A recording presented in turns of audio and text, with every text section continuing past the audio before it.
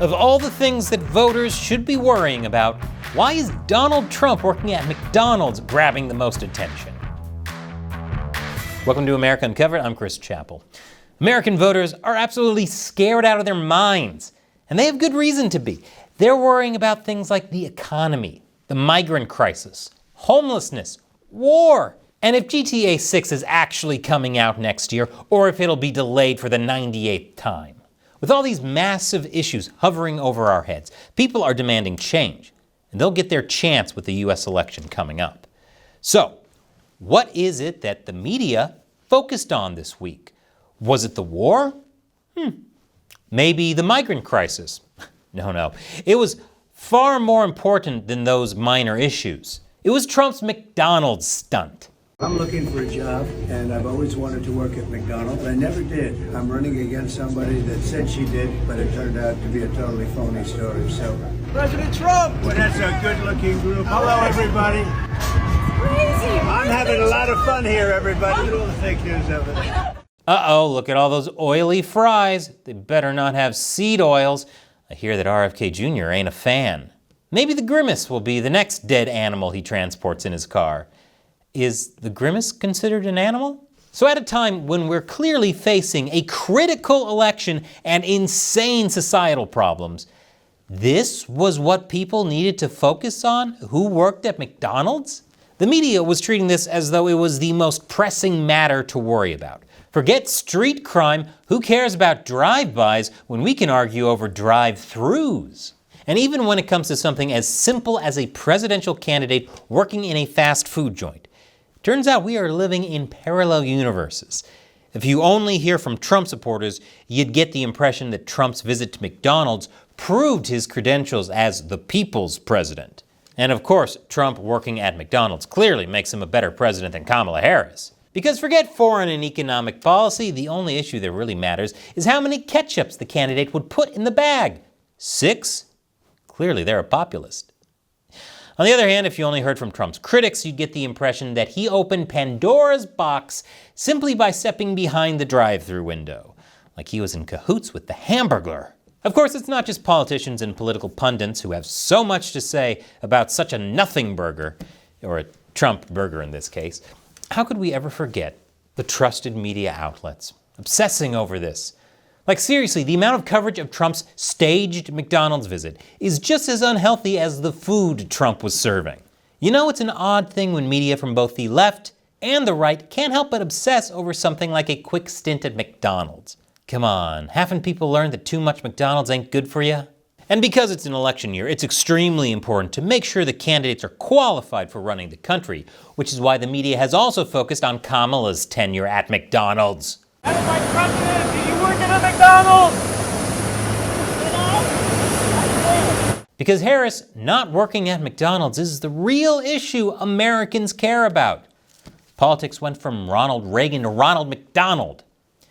But seriously, even days after it was over, the media couldn't stop talking about Trump's McDonald's visit.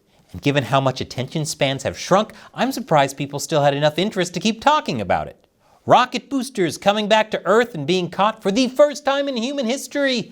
Who cares? Trump was working at McDonald's. Wow, what's next? Red Robin? So why is the media obsessing over Donald Trump's McDonald's visit so much? What gives? Well, a big part of it is because it made Trump seem relatable. That's not me saying that. Well-known progressive and Trump critic Cenk Uygur said this was a home run photo op that made Trump look like a real person connecting with the average American, which is impressive for a guy who had a golden toilet. Even CNN called it a smart move. CNN and Donald Trump, something positive. Where is my place in this universe? He's still so clearly himself. And I think this was an unbelievably smart move, because one thing that has differentiated Donald Trump from other really wealthy politicians is that he has never been seen as the aloof, the billionaire who would never deign to hang out with the commoners. Like, he has always sort of portrayed himself as, I'm the rich guy who doesn't really like the other rich guys. I'm one of you. And this is part of this. I think this was insanely smart. It's really not that far from how Bill Clinton portrayed himself when he'd go running and stop by fast food restaurants. Nothing made Clinton seem more relatable than seeing him cheat on his diet, before we learned he cheated on other things. All politicians try to seem relatable. That was one reason why Harris appointed Tim Walz as her VP. He looks like he could show up to any Thanksgiving in the Midwest, and folks would be like, I don't know that guy, but I think I'm probably related to him. And it's also why she loves saying that she grew up in a middle-class family.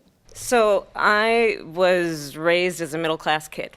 I grew up in a middle-class family. I come from the middle class. Look, I come from the middle class. Kamala is just like me. The problem is the media and the Harris campaign has made the core of their strategy painting Trump as a unique evil who will destroy democracy and lock up his enemies. He's Hitler, Stalin, and Mussolini all wrapped into one, with a dash of Ultron and a side of Shooter McGavin. But having Trump at McDonald's doesn't make it seem like he's this great evil. And so the media had to make it into a big deal. He, as you know, appears to be not well, and he's engaged in some really bizarre types of activities during this campaign. The McDonald's thing can be summarized as yet another event we see as a buffoonish disaster. But what's this about? There's no logic to it. But there is. Cenk Uygur made the good point that this election is about populism. Which candidate can appeal the most to the people? Elitists hate this. That's why the media is missing what makes Trump appealing to people. And if early voting is any indication, that's a growing portion of Americans, including minorities. But remember, as much as we like to focus on personality, what should matter most is whether the candidate can do their job and enact policies that actually help people. And the best person for that is, of course, America Uncovered's officially endorsed presidential candidate Chris Christie. You want to talk about time spent at McDonald's? This is your man. And before you go, check out my new gaming channel, like this video, where I talk about why Sonic the Hedgehog is a libertarian. Click here and let me know what you think. Once again, I'm Chris Chappell. Thank you for watching America Uncovered.